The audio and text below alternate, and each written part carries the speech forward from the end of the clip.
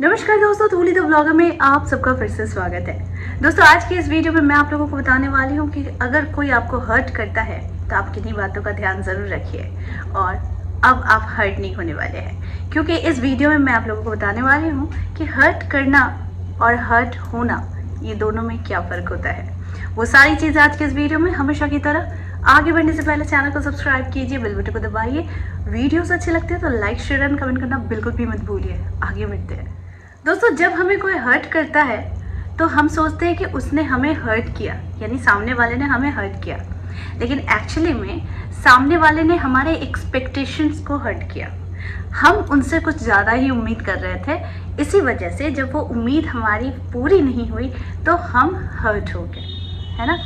आप किसी को ये बताने की कोशिश कर रहे हैं कि मैं आपसे इतना प्यार करता हूँ या करती हूँ, मैं आपके लिए नहीं रह सकती, तो वो इंसान वहीं पर जाकर बहुत ज़्यादा रिलैक्स हो जाता है कि अब उसे कोई चिंता नहीं, आप कहीं नहीं जाने वाले हो। क्योंकि अगर वो हर्ट भी करता है तो भी आप उसके पास आने वाले हो, अगर वो आपसे प्यार करता है तो आप उससे ज़्यादा कहीं प्यार उसको देने वाले हो।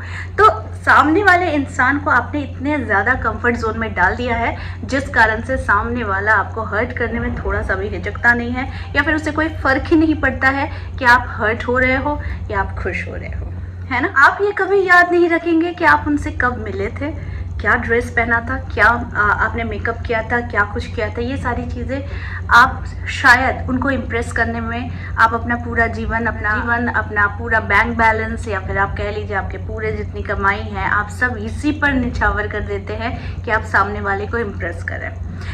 यहाँ पर मैं आज इतनी बातें क्यों कह रही हूँ, क्योंकि आप जब भी हर्ट होते हैं तो आप हर्ट से भी ज़्यादा आप सामने वाले को इम्प्रेस करना चाहते हैं कि आप उस पर एक अपनी छवि, अपनी छाप छोड़ सकें। जब आप उस पर अपनी छवि छोड़ना चाहते हैं, छाप छोड़ना चाहते हैं, तो आप उस पर एक्स्ट्रा एफर्ट डाले जाते हैं। ये सामने वाले को महसूस कराते रहते हैं कि मैं जो हूँ, मैं बेस्ट हूँ और मैं तुमसे बहुत ज़्यादा प्यार करता हूँ या फिर करती हूँ, मैं तुम्हारे बिना नहीं रह सकती, या फिर तुम्हारी सारी गलतियाँ मैं नज़रअंदाज कर सकती हूँ। थोड़ा सा चिल्लाऊंगी, थोड़ा सा गलत शलत बातें कह दूंगी, लेकिन फिर तो आपको लौट कर आना ही है। तो जब आप एक इंसान को इतने कंफर्ट जोन में डाल देते हो तो आपका हर्ट होना स्वाभाविक हो जाता है और तभी से शुरू हो जाती है इग्नोरेंस। सामने वाले को कभी भी ये मत जताइए कि आप उनसे कितना प्यार करते हैं, क्योंकि जैसे ही आप ये जता देते हैं, सामने वाला ज़िंदगी भर के लिए रिलैक्स हो जाता है और फिर वो आपके प्यार को किसी भी तरीके से अपना हथियार समझने लग जाता है, ना कि किसी भी तरीके से वो इससे प्यार समझ बैठता है। वो यही समझता है कि ये पूरा इंसान जो है ये मेरे वश में है और इसके साथ मैं कुछ भी कर लूँ, ये मुझे छोड़कर जाने वाला नहीं है। ठीक है, तो यहाँ पर होती है कि लड़ाई, द्वंद्व, वो सारी चीज़ें। आप एक बार उसे कॉल करते हो तो वहाँ से हो सकता है रिप्लाई नहीं आता है, वहाँ से हो सकता है 3 दिन तक, 4 दिन तक, 5 दिन तक रिप्लाई नहीं आता है। आप मैसेज करते हो तो उसका रिप्लाई 4-4 घंटे, 5-5 घंटे के बाद आता है। देखिए, यहाँ पर दो बातें हैं। एक इंसान होता है कि वो काम में बिजी है, एक इंसान है कि वो आपको जानबूझकर आपको रिप्लाई नहीं कर रहा है। ठीक है, हम लोग बहुत टाइम क्या होता है कि हम किसी से एक्सपेक्ट कर बैठते हैं कि हमने अभी मेरा मूड अच्छा है, अभी मुझे अच्छा लग रहा है तो मैं एक मैसेज डाल देती हूँ। तो जैसे मैसेज डालते हैं तो वहाँ से सामने से कोई रिप्लाई नहीं आता। अगर रिप्लाई आता है तो हम बहुत खुश होते हैं, फिर वो पूरा दिन हम चकाचक हो जाता है। लेकिन अगर सामने तरफ से आपने कुछ बात की, आपने कुछ जानना चाहा और वहाँ से रिप्लाई नहीं आता है तो आपका मूड बिल्कुल ख़राब हो जाता है। तो जब ख़राब हो जाता है तो ऑब्वियस है आपको ये समझ में आने लगता है कि ये इसके मन में आपके लिए कुछ है भी कि नहीं, आप समझ नहीं पाते। लेकिन आप उसके प्यार में इतना ज़्यादा अंधे हो जाते हो कि कुछ सिग्नल्स आप समझ नहीं पाते हो। अगर इंसान आपसे बहुत ज़्यादा प्यार करेगा ना तो वो आपको हर्ट नहीं होने देगा, है ना। लेकिन वहीं पर अगर इंसान आपको सिर्फ लाइकिंग्स पर रखता है ना कि ठीक है चलो अच्छी लगती है या फिर अच्छा लगता है तो ठीक है इसके साथ रिलेशन हो सकता है, काम चला हुआ है, तो फिर वो इंसान आपको ना बहुत ही हल्के तरीके से लेना शुरू कर देगा। तो अपनी जो छवि है उसको बरकरार रखने के लिए, क्योंकि आप जिसको इतना ज़्यादा इम्पोर्टेंस दे रहे हैं वो इंसान उस लायक है भी कि नहीं, पहले इसको समझिए। आप जितना इम्पोर्टेंस उस इंसान को देते हैं, क्या और भी लोग उसे उस तरीके का इम्पोर्टेंस देते हैं? अगर इम्पोर्टेंस देते हैं तो किस पर्पज़ के लिए देते हैं? ये भी जानना ज़रूरी है, ठीक है।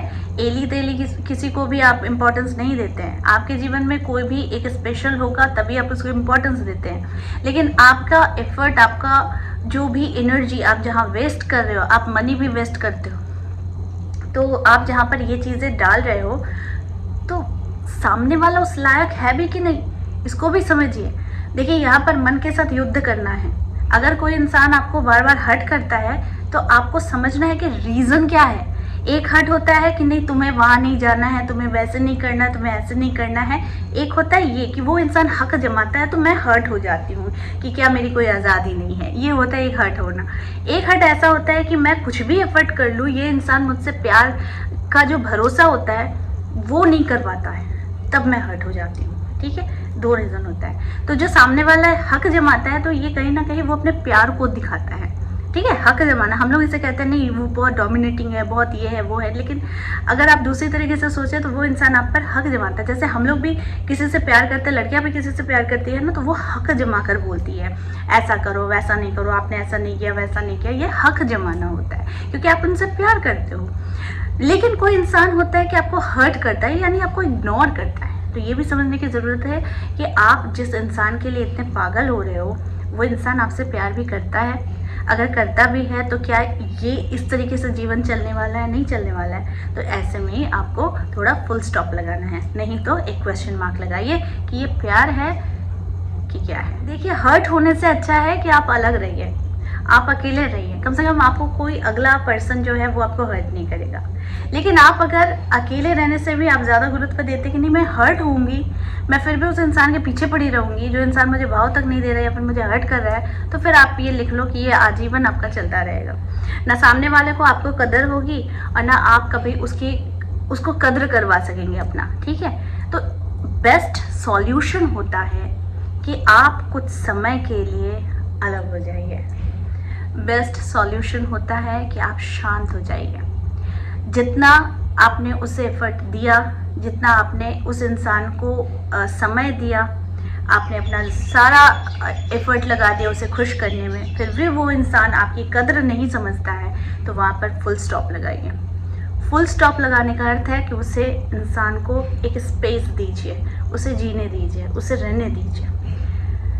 कुछ दिनों के बाद जब आप अपने मन पर काबू कर लेंगे, अपने दिल पर काबू कर लेंगे, तो देखेंगे कि आप अपने कार्य में व्यस्त हो गए हैं, आपका ध्यान उससे हट चुका है और आप अपने कार्य पर ज़्यादा ध्यान दे रहे हैं। तब वो इंसान आपको मिस करना शुरू करेगा जब वो आपके इन सारी चीज़ों को मिस करने लगेगा। जैसे ज़बरदस्ती फ़ोन करना, ज़बरदस्ती मैसेज करना, ज़बरदस्ती झगड़ा करना, उस पर हक जमाना, ये जब सारी चीज़ें वो मिस करेगा तब वो आपके पास फिर आएगा, वो पार्टनर आपके पास घूम कर आएगा। क्योंकि अगर वो इन सारी चीज़ों को मिस करेगा, अगर उसे कोई फ़र्क ही नहीं पड़ता है तो वो नहीं आएगा। वो साल में, महीने में एक बार आपको हाय हेलो करके साइलेंट हो जाएगा। लेकिन अगर वो आपसे प्यार करता है तो वो आपकी चीज़ों को मिस करना शुरू कर देगा, ठीक है। स्पेस दीजिए, उसे रहने दीजिए, उसे छोड़ दीजिए, वो जैसा है उसे छोड़ दीजिए।